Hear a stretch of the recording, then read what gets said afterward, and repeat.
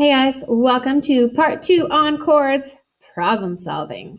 Now in order to do this, there is a couple things that you need to remember from previous grades. Number 1, the Pythagorean relationship, which we're going to go through as we go through some examples today, and we're going to probably take the time to add it into our note package as well. And number 2, the different types of triangles and the angles that can be found inside of them. So question number 1, one of the really popular ones. Demonstrate how Sam can find the exact center of the bullseye that he would like to paint. Okay, so we have a circle. Maybe it's a circle that you would have made at home. You took a circular object, you traced it. How do you find the perfect center of this shape? Now, to find this, you should be able to use the chord properties. Okay, step 1 would be to draw a chord. Step 2 would be to draw a second chord. Now with your chords, using your chord properties, you would actually take out a ruler, which I don't technically have on me, so we're going to pretend I take out a ruler, and you would be measuring this entire line, and you would be drawing a line in the exact center of that shape, and you would draw a straight line that goes off of it that would form a 90-degree angle. Can't really do this at this weird angle. A 90-degree angle, so it should look like the corner of a square in the corner of it, if you have done it properly. Okay, so it would be in the center and it would be 90 degrees.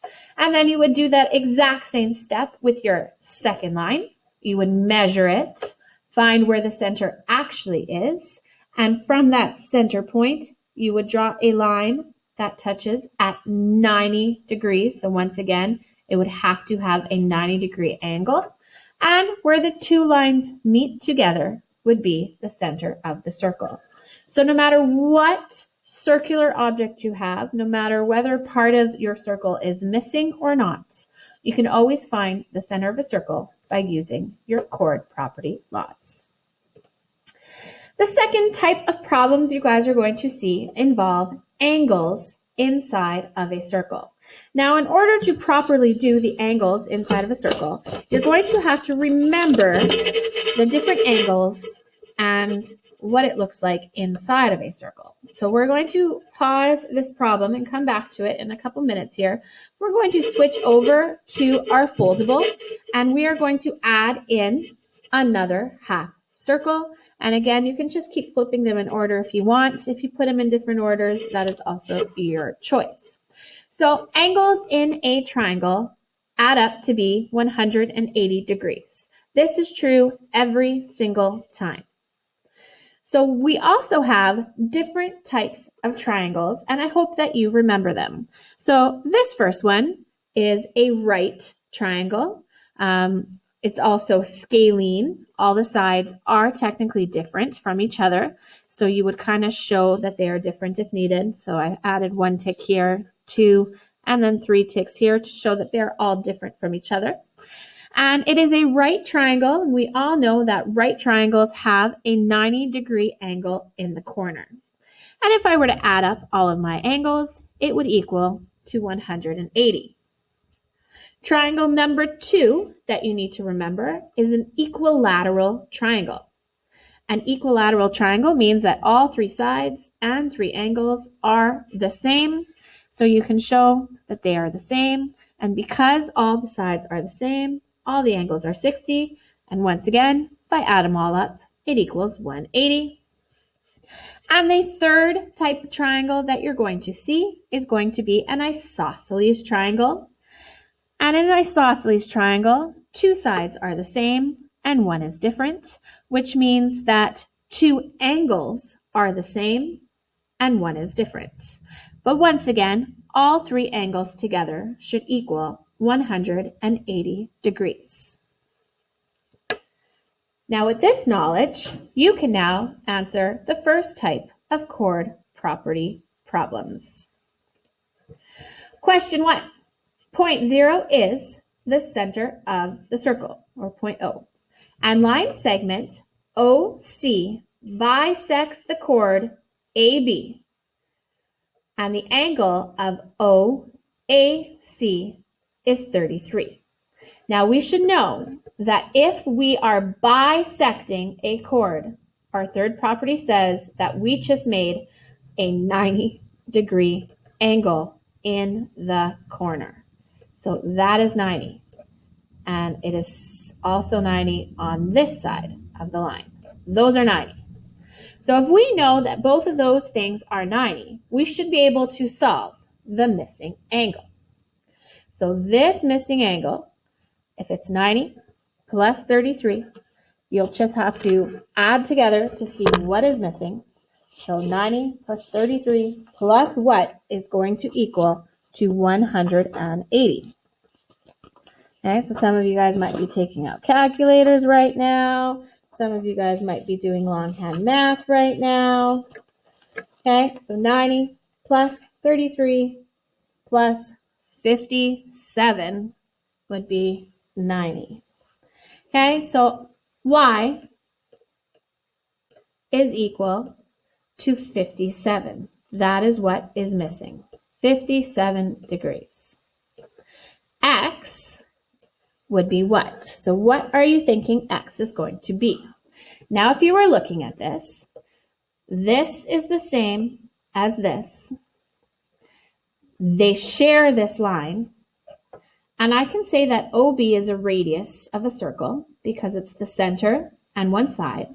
And OA is also the radius of a circle because it's the center and one side. Which means that these are equivalent triangles. These are the same triangle. They have all three sides that match each other, which means that if angle OAC is 33, then angle OBC also has to be 33 degrees.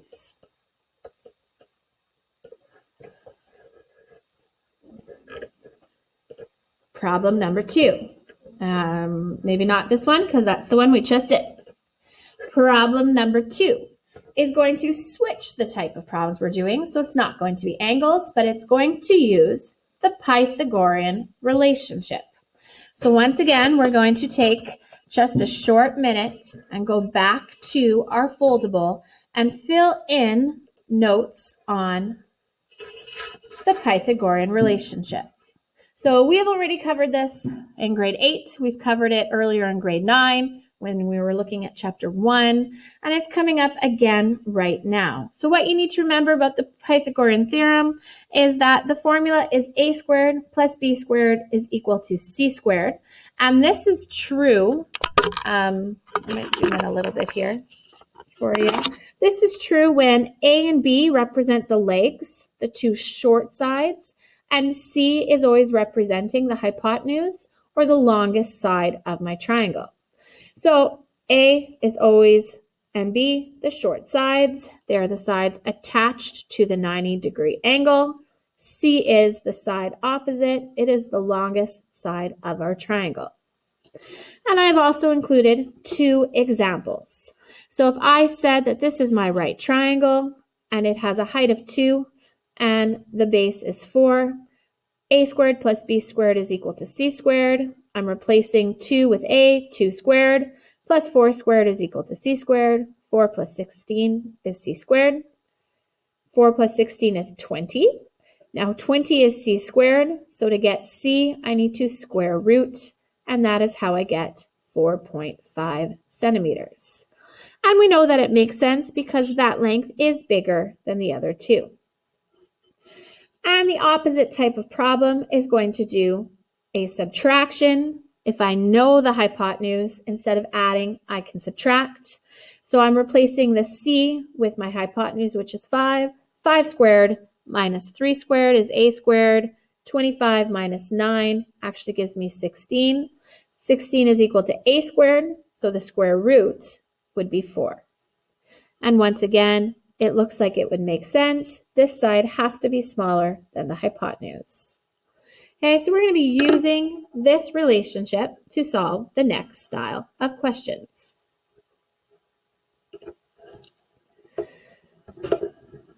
So point O, once again, is the center of the circle. So that is always going to designate your center. This time they're telling you that AB, so there should be a B over here, that AB is the diameter of the circle and its width or its length is 26 centimeters. They're also telling you that CD is a chord. So here's CD. It is a chord because it's touching two sides of the circle. That is 10 centimeters from the center. So the line away from it is 10 centimeters. The question is asking you, how long is this chord? Okay, so because we just did the Pythagorean relationship, I'm hoping that you guys are imagining and picturing that we are going to have to use triangles to solve this type of problem.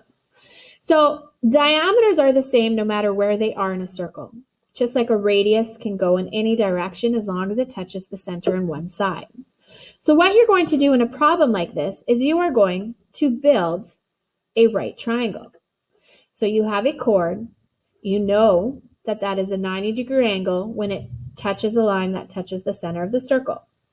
Now, when I add in a line like this, I just added in a radius, okay, because it's the center and the side.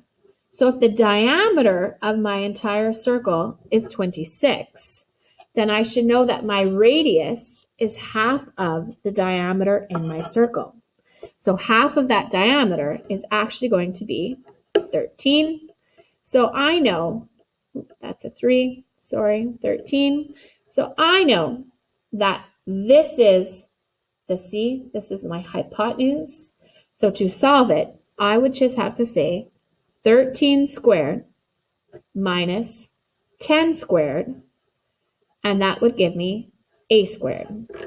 Okay, so if I kind of, I might just write it on a piece of paper instead because it's a little bit easier. Okay, so picture your circle. So we're doing C squared minus B squared is equal to A squared. And we've got 13 and 10. So we're saying 13 squared minus 10 squared is equal to A squared. 13 squared is 169 minus 100, because that's 10 squared. 69 would be equal to A squared, and the square root of that, it's probably a good idea to take an actual calculator and be as accurate as possible. So if you square rooted 69, it would give you 8.3 centimeters. Okay, so 8.3 centimeters is where we're at this moment. So when I solve this, that told me this. This right here is 8.3. So if that is 8.3, I want to know the entire length of CD. My chord property says that this is half of the entire thing. So I'm going to say 8.3 times 2, which tells me my entire chord length is 16.6 centimeters. Kind of hard to write with the mouse. Okay, question number 2. Same thing, but this time the chord is at the top of the circle instead of at the bottom. That's still not going to change your work. If you have a chord, if you know the diameter, and there is a line that touches the chord to the center of the circle, you should know that your first step is going to be to make a right triangle. So if you're comfortable pausing this and going ahead and giving it a try and seeing if you can figure it out, feel free to do so. If you would like to just kind of go along with me still, you're welcome to do that as well. So in this example, it is very similar. I added a radius, connected the center of the circle to the end of my chord. It would not have made sense to connect it differently from like the chord to the side, or like that wouldn't make a right triangle. So the only way to make a right triangle is to connect the center to the side. Because my diameter is 32, I know that my radius has to be half of 32, which means that this has to be 16. Now, because this is my 90-degree angle, I know that this is my C squared. So the formula that I'm going to have to be using is, once again, C squared minus B squared is equal to A squared. So 16 squared is actually 256. So 256. And I'm subtracting 9 squared, which is 81, which would give me 175. Now 175 is a squared, so I would need to square root that number to be as accurate as possible, which would give me a length of 13.2. So that means from C to the center, that is 13.2. So if I want to know the entire chord, I'm doubling this number. So the entire length was 26.4 centimeters. Okay, another question for you. Still very similar. Point 0 is the center of the circle. Determine the length of R. What additional lines did you need to add to solve this problem? So once again, when I have a chord and I have the center, and it's not an angle that we're talking about and in question, but a length, my first step is always going to be to build my right triangles. Okay, so right triangles is always center to the chord. You know what, let's actually draw that with a straight line so that it doesn't look so goofy. Okay, so draw a line center to the side. Here is my 90-degree angle. This time they're telling you that this is 3, and that is the radius, which means that this is also 3. Once again, I know the longest side of my circle. So I would be saying C squared minus B squared is equal to A squared. 3 squared minus 2 squared, 9 minus 4 gives me 5. And the square root of 5 is 2.24. And also, it only wants the 2.24 and not doubled because it just asked for the length of R and not for the chord AB. Another example, same thing. Okay, so hopefully you guys are witnessing this and seeing that it is the same steps consistently. However, this time, I would like to know how far from the center of the circle is this chord. So my diameter is 20, which means my step 1 is going to be to draw a radius. We have a chord, we're looking at lengths, we're drawing right triangles, it is our go-to. If the diameter is 20, then that means my radius is 10. This time, I know the length of my chord is 16. The number is placed in the middle, showing that that is for the entire thing. So if my entire chord is 16, that means that one side is going to be 8. So once again, Pythagorean relationship. C squared minus B squared is equal to A squared. 100 minus 64 is equal to 36. And the square root of 36 is 6. So what lines did we need to add to solve this? Well, we needed to add in a radius.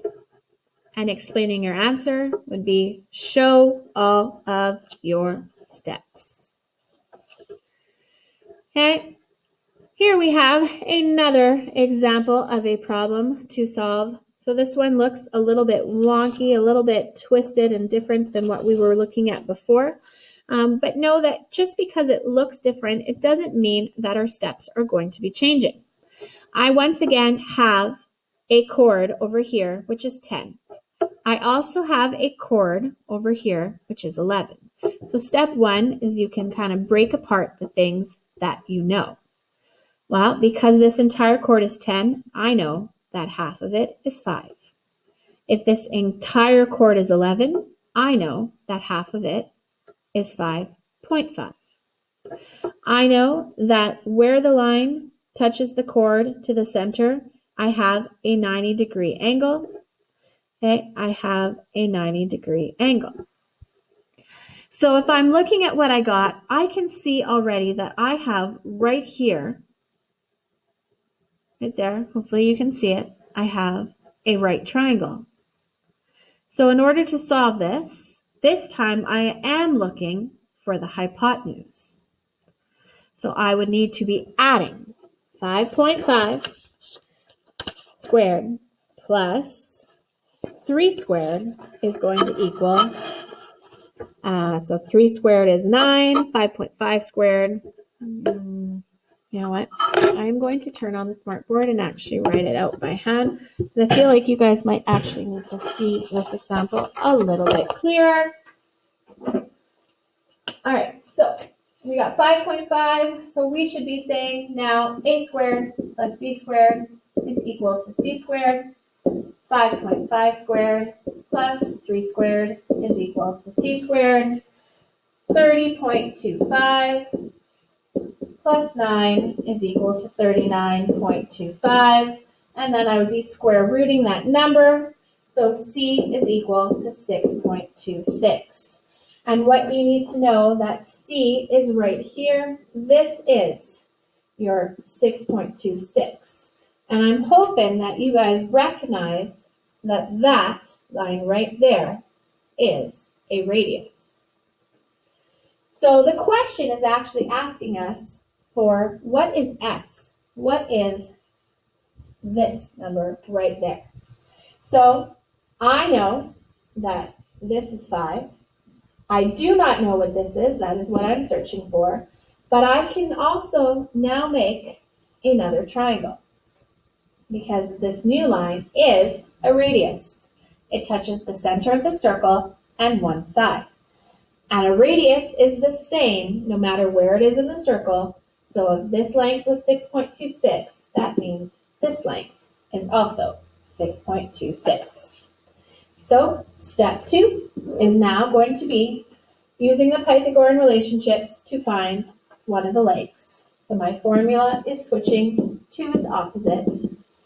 My c squared is my 6.26 minus my b squared is my half of my chord, which was 5, which gives me 39.25.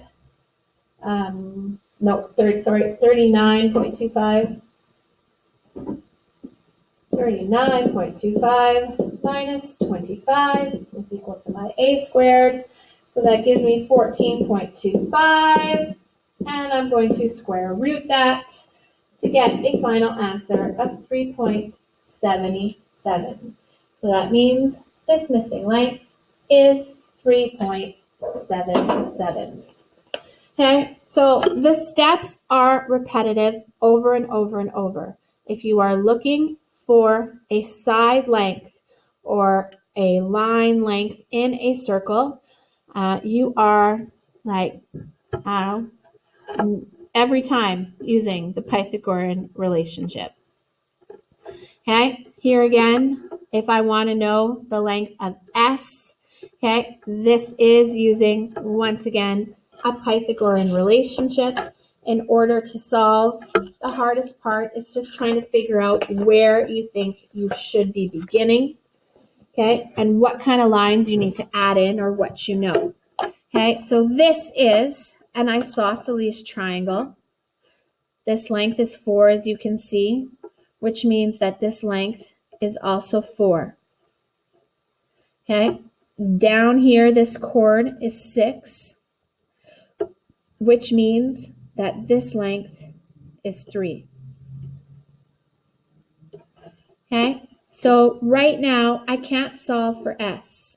What I could solve is this missing piece right here, because I know that this is 3 squared and this is 4 squared, so I can solve for a squared. So in order to do that, I would once again be looking for the short side. So I'm going to start by saying c squared minus b squared is equal to a squared. 4 squared minus 3 squared is equal to a squared. 16 minus 9 is 7. And the square root of 7 is 2.65. So I know now that this length is 2.65. Now, why would I need to know that? Well, because in order to find S, I first needed to know all the pieces of my large triangle. So I know the base of this is 3. And I now know the height of this triangle is 4 plus 2.65, which is 6.65. And if I know those two numbers, I can now solve for s by using the Pythagorean relationship once again, and this time it would be adding them together. Okay, so it is going to be the Pythagorean relationship over and over and over again, and I'm hoping that you guys remember it, love it, appreciate it for its wonderfulness, and if not, hopefully by the end of this, you do. And I'm square rooting that final number to get an answer of 7.3. Okay, so that was a whole lot of different practice questions. At this point, I feel like I've probably talked enough, did enough examples, and you're probably ready to start doing some practice questions on your own. Now, we didn't really do very many of the practice questions with the angles, with the triangles, because I'm really hoping, because you guys kind of have seen triangles the whole way through, that you guys are going to remember the right triangles, the isosceles triangles, if they're equivalent to each other. And please take your time as you're going through questions, and make sure you come back and ask me if you guys are stuck on anything. I hope that everyone is having a great day, and I will be seeing you soon.